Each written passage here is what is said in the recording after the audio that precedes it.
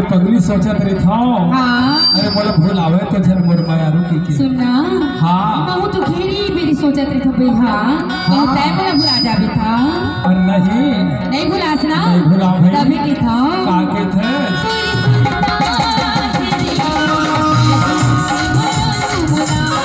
आखिर सुरता या तू रही रही के दीवानी बोला